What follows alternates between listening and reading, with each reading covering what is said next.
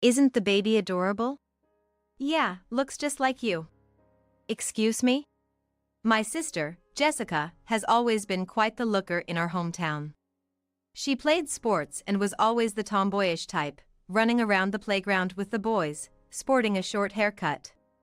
Compared to me, she had fair skin and was delicate, looking lovely in a white summer dress. That's why every boyfriend I ever brought home during my school days ended up having a crush on Jessica. It wasn't Jessica's fault, it was mine for not being captivating enough. While it got me down, it also pushed me to better myself. Finally, when I managed to marry, my husband, George, didn't really give any special reactions upon seeing Jessica. That's why I believed he was different. I thought I could trust him. But betraying me? Unforgivable. Furious, my actions led to both of them losing everything, plummeting into a world of misery. My name is Natalie, 33 years old. I married George, who's 2 years older, 3 years ago, and we've been living together since. Growing up, my dream was to become a homemaker once I got married. However, after graduating from college, I joined a company where I was surrounded by supportive bosses, kind seniors, and cute juniors. The environment was so welcoming and the job was rewarding, so even after marriage, I've been working full-time. George was very supportive of me working, saying, "Let's both do the house chores whenever we can." He was very cooperative at the beginning of our marriage. At least, he was, at the beginning. George had always lived with his parents before our marriage.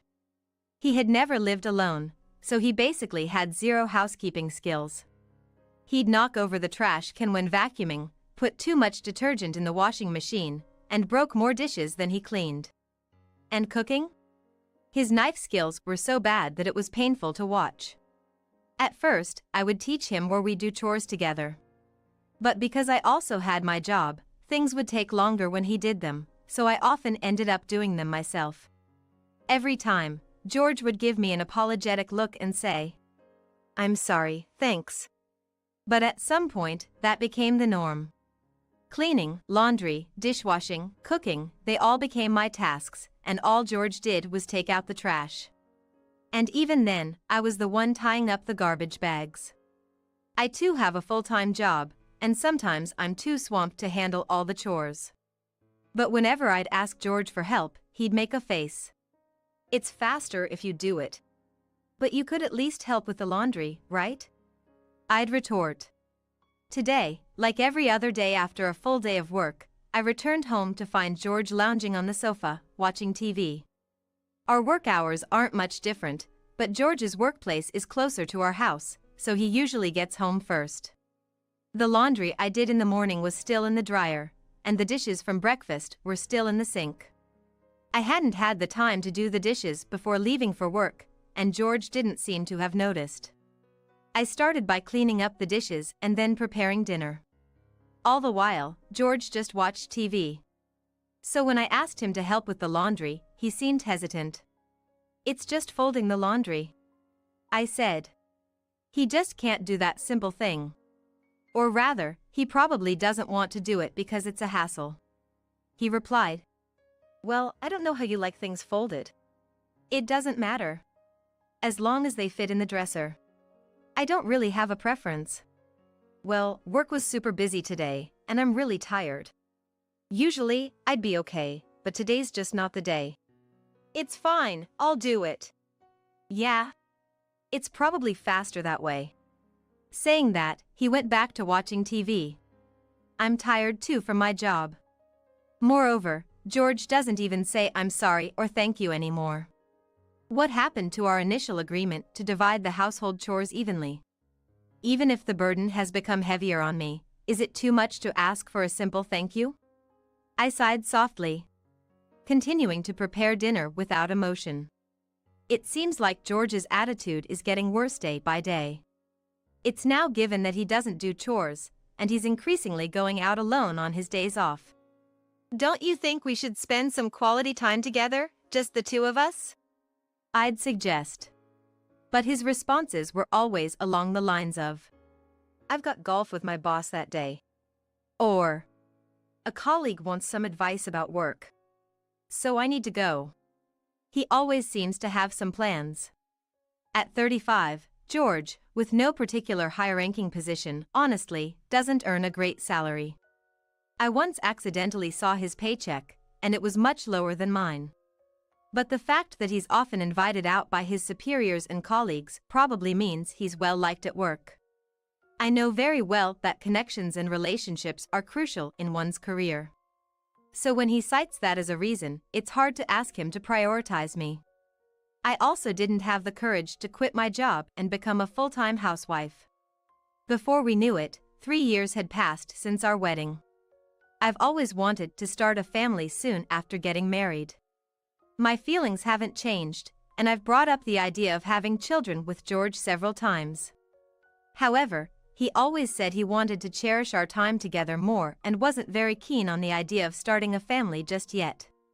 While I understood and respected his sentiments, it hurt that he'd spend his free days away from me. I tried approaching the topic again, wanting a child sooner rather than later, but George gave vague and non-committal responses.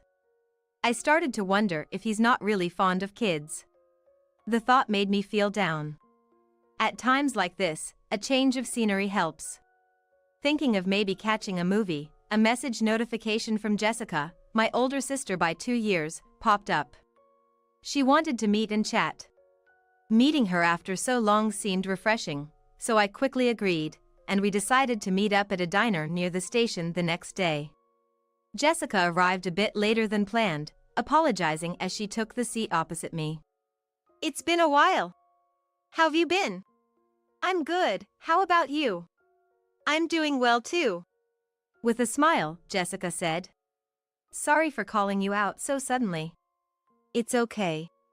I'm happy to see you after so long." "There's something I wanted to tell you, Natalie." "What is it?" "I'm pregnant."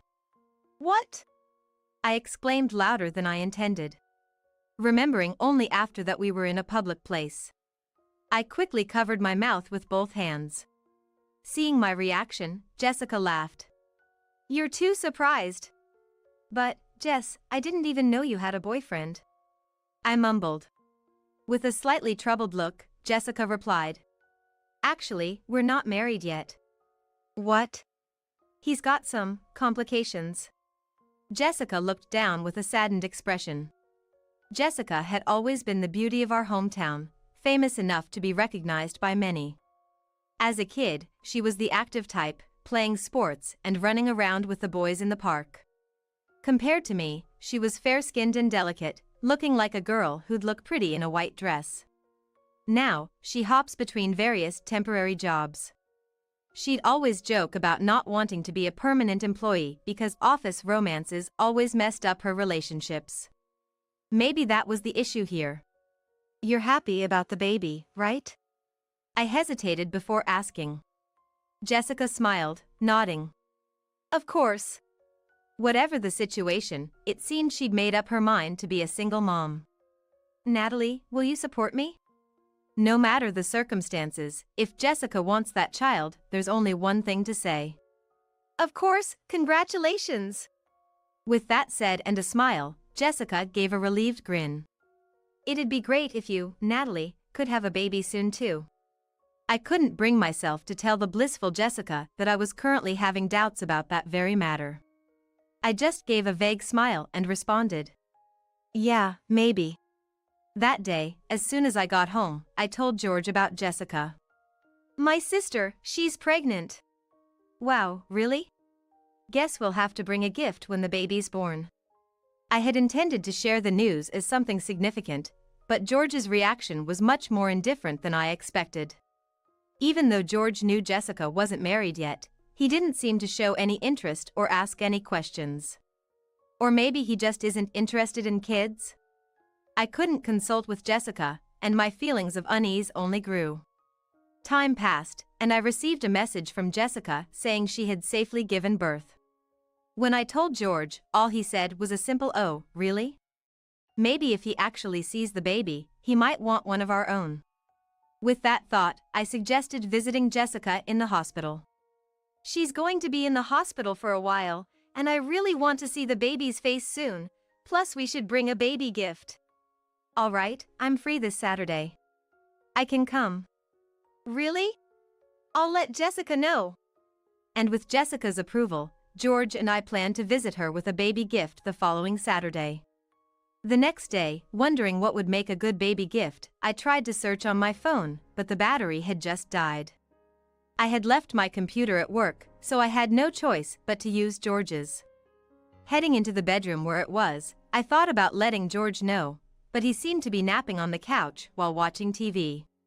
It's just a quick search, I thought, and continued to the bedroom. Upon starting up the computer, something astonishing caught my eye. Maybe it was set to start automatically, but without me touching anything, an email folder was open. And it contained a recent conversation. All with Jessica. What? Why? It made sense that George, being my sister's brother-in-law, would have some interactions with Jessica.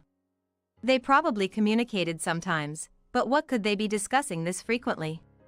Curious, I clicked on the most recent conversation. Congratulations on the birth. I'm really sorry I couldn't be there. So I'm finally a dad, huh? Thank you. It came out easier than I thought. Can't wait to introduce him to his father. What is this? It was unbelievable. I couldn't understand. He apologized for not being able to be there. Is he the father? This implied that the child Jessica gave birth to might be George's. In a frenzy, I looked through their past emails. What did you tell her today? That's just mean. This was from the day Jessica told me about her pregnancy. I'm pregnant. Probably from the last time we met. I'm super thrilled. And this seemed to be from when Jessica found out about the pregnancy. I'll be over there today. Told Natalie I'm playing golf with my boss. Okay, wanna try that restaurant we talked about? The further back I went, the more it looked like a conversation that couldn't possibly be between a sister's husband and her brother-in-law. It seemed their relationship started right after George and I got married. I felt a mixture of anger and despair as my hands trembled. I can't believe it. Trying hard to shake my shocked brain, I think about what needs to be done next. Then, I made sure to put George's computer back the way it was so he wouldn't find out I touched it. When I returned to the living room, George was soundly snoring, asleep without a care in the world. I clenched my fist tightly. I'll never forgive you. I whispered quietly, formulating a plan. Then on Saturday, George and I went to the hospital where Jessica was admitted. Jessica seemed quite well. You didn't expect him to be out and about so soon. I wanted to say, but trying to put on a smile even though I'm a bit annoyed. On Jessica's arm, a newborn baby slept peacefully. The baby was innocent. That's why, even in its cuteness, I shot George a scornful look. I could feel my blood boil as George looked at the baby with joy. The baby is so cute. George murmured affectionately. Yeah, looks just like you. I replied. George and Jessica froze. I smirked with a sly grin. Then, seeing their reaction to my words, both of their faces drained of color. You thought I didn't know? Jessica played dumb, tilting her head and asking. What are you talking about? That you two are having an affair. And who the real father of this baby is. George raised his voice. What the hell are you saying? Jessica just gave birth. Don't make wild accusations. It's not an accusation. I have all the evidence. I said, handing George an envelope as if throwing it at him. Surprised, he took it and checked the contents. It contained excerpts from emails between him and Jessica, hinting at their relationship. I copied the data from George's computer to mine and read everything. You went through my computer? He shouted. I wanted to see what gift to give Jessica. There wasn't even a password, and your email app popped right up. I said. Upon hearing about George's careless security, Jessica clicked her tongue in disbelief. According to the emails, it all began when George came to my family's house to announce our marriage plans. Of course, he met Jessica there and fell head over heels for her. But George, being on the brink of marrying me, couldn't do anything about his feelings. So, he went ahead and married me, but his feelings for Jessica never faded. Surprisingly, Jessica later joined George's company as a temp worker. Though she was only there for 6 months, it was more than enough time for their relationship to deepen. He'd make excuses like, "I have a golf game with my boss," or "A coworker needs work advice and I need to go."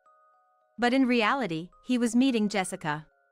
Eventually, they crossed a line. "I didn't want to," Jessica said, "but George forced me." As I summarized what I learned from the emails, Jessica's face turned into that of a victim. "But the child is innocent, so I decided to keep it," she added. "Why are you making things up? Wasn't it you who seduced me?" George shouted. "It's not like that. Right, Natalie? You believe me, don't you?" Jessica looked at me desperately. I replied flatly, "Why would I?" In our college days, I often consulted with Jessica about my relationships. Every time I got a boyfriend, Jessica was genuinely happy for me, but they never lasted long. That's because whenever I introduced a boyfriend to Jessica, he'd inevitably fall for her. I fell for Jessica, so having someone tell me up front that they wanted to break up with me because of her was one of the better scenarios. There were even those who tried to get close to Jessica by using me as a stepping stone. Each time that happened, Jessica would look apologetically at me, but it wasn't her fault. It made me wonder if I lacked charm or if I needed to make others fall for me so much that they wouldn't be tempted by Jessica. That's when I met George. Even after George met Jessica, all he said was, "She's a pretty lady." His attitude towards me didn't change at all. That's why I married George. I thought he'd only have eyes for me and wouldn't be swayed by Jessica. But the reality was, he just hadn't encountered Jessica until we were too deep into the relationship, so we ended up getting married. It's like nothing had changed since our college days. Actually, back in college, I could trust in Jessica's kindness, so I might have been happier then. "You purposefully stole my boyfriends, didn't you?" "No, I didn't. It's all here." I showed her the printed out copies of their email exchanges. "I've always stolen Natalie's boyfriends." "That's such a nasty habit." Then Natalie comes to me for relationship advice. Comforting her really boosts my ego, I can't stop. That was the truth. Jessica would steal my boyfriends on purpose and comfort me when I was down, all to boost her self-esteem. I thought she was a supportive big sister. I believed she was a kind sister I could share highs and lows with. And then I handed George the lawyer's business card. "Hold on. I expect the division of property." "Jessica, I've told everything to our parents. They're going to disown you." "Wait a minute. They won't see their grandchild then. Even if Natalie and George break up, who's gonna want a plain divorcee like you?" "They both prioritize me. They told me not to worry. Seems they don't want to see the face of their disgraceful daughter more than their grandchild's right now." Jessica gritted her teeth at my words. Then she turned to George. "Hey, you're the father of this child. You'll pay child support, right? That was the deal from the beginning." George remained silent. Given his modest salary, he couldn't possibly afford to divide the property with me and also child support. He probably thought he wouldn't get caught and was relying on my salary for living expenses. But now, with the double punch of the division and child support, he was in a tight spot. No wonder he stays silent. "From now on, we'll communicate through our lawyers." "This is ridiculous." As I tried to leave, George began tearing up the printed emails. Of course, I still had the data on my computer and had already provided it as evidence to my lawyer. They're probably verifying the authenticity of those emails right now. But judging by their reactions, it doesn't seem like it's some kind of fake email or scam. I eventually divorced George and moved back to my parents. Seeing me, both of them were in tears. For them, Jessica was their beloved daughter as well. And of course, she was a sister I loved dearly. I never thought she'd play me like that. My parents disowned Jessica.